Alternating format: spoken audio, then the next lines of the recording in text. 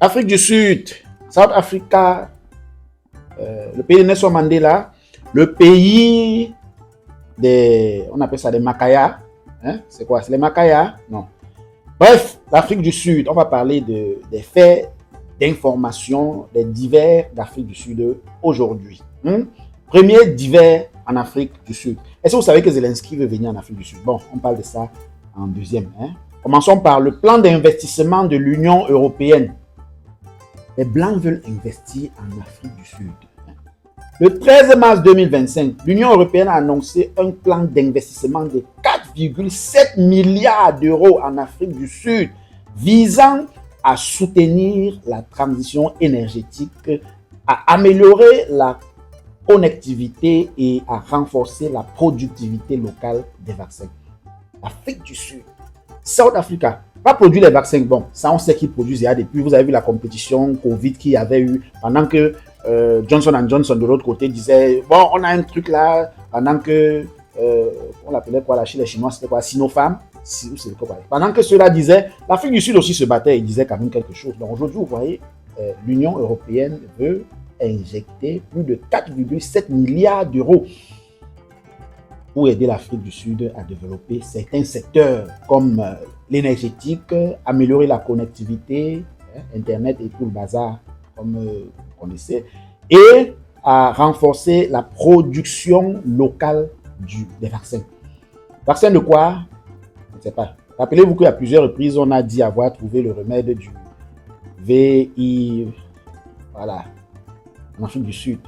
C'est un pays où le taux de prévalence est quand même élevé. Et puis, ils sont à fond dans la recherche des solutions pour cette maladie-là. On continue. Deuxième information en Afrique du Sud.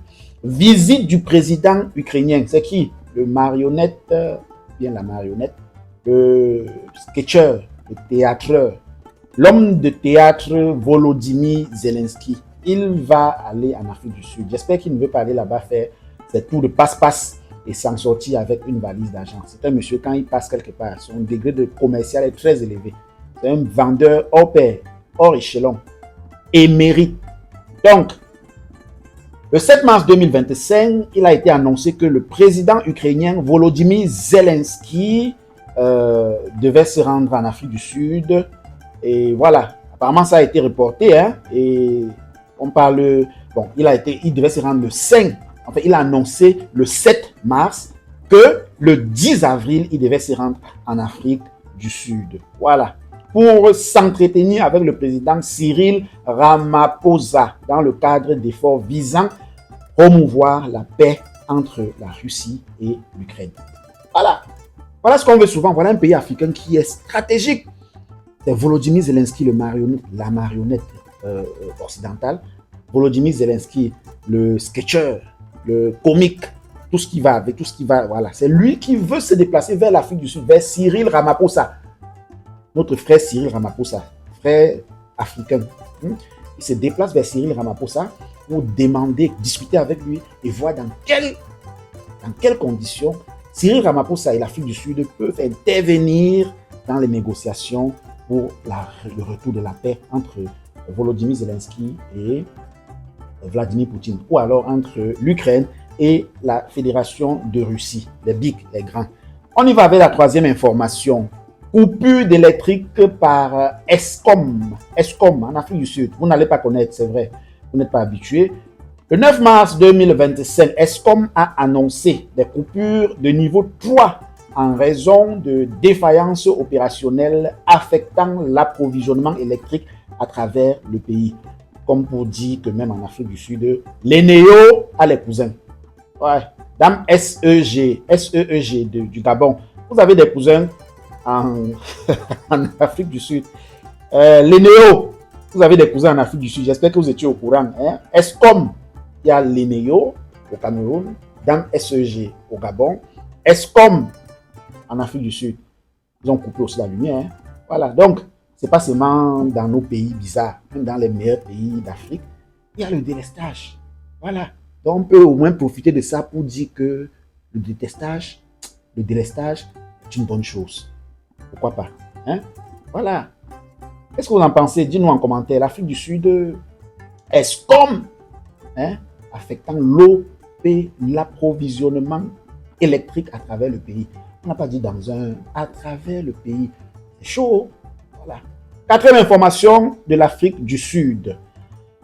Oh, priorité à l'éducation en 2025. Ces gens-là, ils vont nous fatiguer. Vous savez que les meilleures universités d'Afrique, c'est en Afrique du Sud. Les meilleures, je n'ai pas dit la meilleure, les meilleures. Donc, quand on compte premier, deuxième, troisième, je crois bien que c'est en Afrique du Sud. Première meilleure université d'Afrique, en Afrique du Sud. Deuxième, en Afrique du Sud. Troisième, en Afrique du Sud. Et ils sont en train de dire que priorité à l'éducation en 2025, ils veulent nous finir, quoi. Donc, ça veut dire que même le peu qu'on avait déjà, on se disait, les cas étaient déjà très grands là. Décidément, ils vont seulement s'envoler. Et voilà. Je comprends pourquoi Volodymyr Zelensky peut viser ce genre de pays pour aller négocier, mendier la paix au niveau, voilà, comme vous voyez. Et puis, il faut noter que c'est le pays de Nelson Mandela quand même.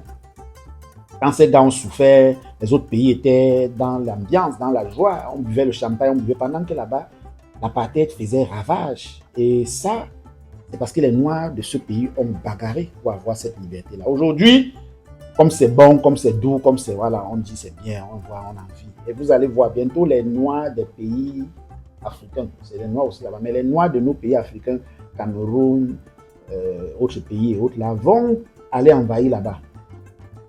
Vous allez envahir, quand on va vous dire qu'on ne veut plus vous voir, vous allez dire que c'est la xénophobie. Xénophobie, quand on bagarrait, vous étiez où?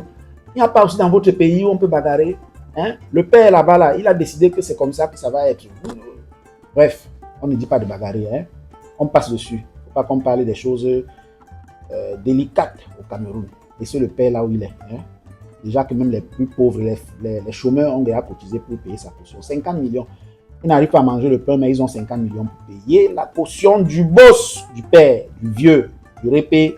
Voilà. Priorité à l'éducation, on disait. On disait en janvier 2025, le président Cyril Ramaphosa a exprimé sa volonté de donner la priorité à l'éducation.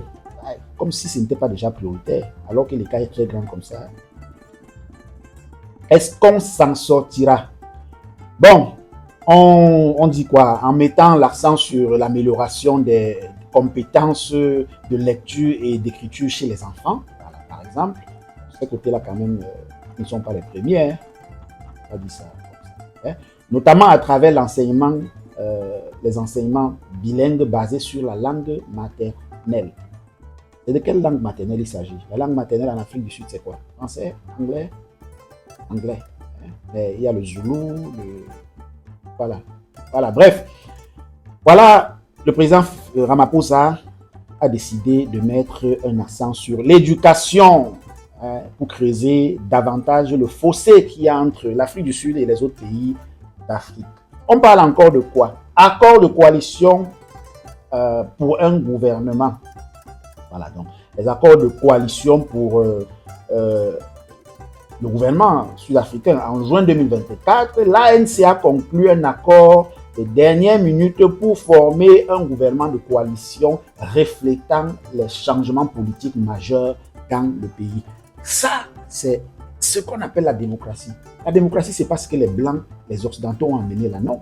La démocratie, c'est l'aptitude d'adapter ce que nous vivons aux réalités administratives, d'adapter notre système aux réalités dont nous vivons. L'ANC, qui est le parti de Nelson Mandela, je pense bien, hein, le parti de Nelson Mandela, le parti au pouvoir, je pense aussi le parti de Cyril Ramaphosa.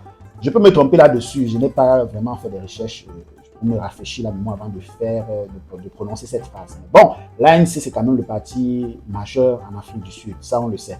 On entend, on le lit, on lit ça dans les livres, on entend ça dans les... Voilà. On dit l'ANC a conclu un accord de dernière minute l'an dernier, en juin. Reflétant, donc, pour former un gouvernement de coalition reflétant les changements politiques majeurs du pays. C'est ça, un gouvernement. C'est pas parce que je suis président, je vais seulement chercher à... je fais comme je veux, je décide que l'élection c'est 7 ans, ce n'est plus 5 ans. Je décide que... voilà. C'est pas comme ça. On fait un gouvernement de coalition, malgré que je suis président, c'est moi qui ai les rênes du pays. Je décide parce que le pays a besoin d'une certaine cohésion. Hein? je décide de former un gouvernement de coalition avec l'opposition, même si nécessaire, afin de pouvoir mener le pays et répondre aux attentes du pays. Le pays, ce n'est pas pour nous, c'est pour les citoyens du pays. Ce n'est pas comme au Cameroun où on a un objectif de faire partie le pouvoir en place, mais les partis d'opposition sont plus nombreux, naturellement, que le parti au pouvoir, mais même une coalition entre les partis d'opposition les dépasse. Et ils veulent faire partie. Vous voyez, voilà un parti qui est au pouvoir. C'est lui qui est au pouvoir, mais c'est lui qui exige la coalition. Il veut faire une coalition afin de s'arrimer aux exigences de la population. Vous, au Cameroun, Cabral Libi, au Sir Maurice Kamto, qu'est-ce que vous en faites? Qu'est-ce que vous en dites? J'essaie que vous allez aussi lire la vidéo. Dites-nous en commentaire qu'est-ce que vous pensez, quels sont vos points de vue. Est-ce que ce que vous faites est bien? Point d'interrogation. On continue. Le retrait des États-Unis du partenariat énergétique avec l'Afrique du Sud. En mars 2025, les États-Unis ont officialisé leur retrait du partenariat pour une transition énergétique juste avec l'Afrique du Sud, affectant ainsi l'engagement financier précédemment promis. Donc, là, les États-Unis étaient dans ce partenariat avec l'Afrique du Sud et ils étaient engagés à verser une somme financière, une somme en numéraire pour le partenariat. Mais Donald Trump est arrivé et vous connaissez qu'il n'en fait qu'à sa tête. Il s'est donné le but et la mission de bouger, de secouer le monde. Il s'en est réellement pris à l'Afrique du Sud déjà par au moins 4 reprises. Il ne manque pas d'occasion parce que même les affaires internes de l'Afrique du Sud, le boss Donald Trump s'en mêle. Il a décidé de se retirer de ce partenariat et voilà, mettant ainsi fin à ce partenariat de façon unilatérale. Peu importe ses engagements, il a dit qu'il ne paye plus. C'est le président du monde. Ou bien, point d'interrogation. On continue. Demande de report de la vente aux enchères du spectre télécom. Voilà. Spectre télécom. C'est quoi le spectre télécom? En mars 2025, Telcom a demandé aux régulateurs de reporter la vente aux enchères du spectre télécom à 2025, contrairement à d'autres opérateurs qui souhaitent maintenir le calendrier initial. Allez voir. On ne soutient pas trop, on ne va pas trop parler dessus. Ce n'est pas un fait majeur à s'attarder dessus. Voilà.